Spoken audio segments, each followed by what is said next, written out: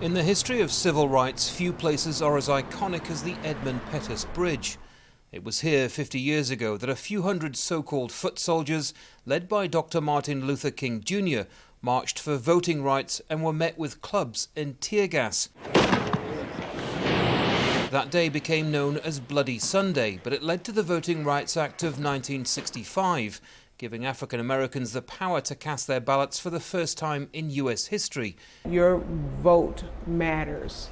And as we visit Selma and understand how the people fought hard. Today, Selma remains as a living testament to those monumental achievements, but many feel the battle is far from over.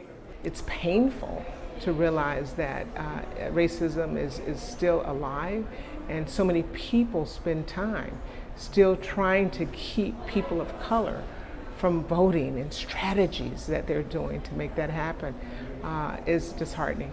Senator Hank Sanders was a student when he marched with Dr. King in 1965. He says this latest march to Washington, D.C. will raise awareness of a wide range of issues. Not only in voting rights, but in equal jobs, in equal education, in all across the field. And so that's why this march is so necessary 50 years afterwards. What the organisers behind this journey for justice are trying to do then is bring civil rights issues back into sharp focus to make sure the sacrifices and the achievements made here weren't for nothing. 50 years ago, these protesters helped bring about what is widely considered one of the most important pieces of legislation in US history. Now legislation seen as targeting minorities and their votes is emerging as the new battleground. We have this modern day slavery that wants to treat us in many ways the same way.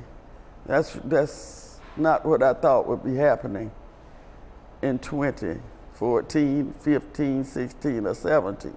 The civil rights era is one of the most important chapters in US history, but for the next generation, there will still be battles to win. Andy Gallagher, Al Jazeera, Selma, Alabama.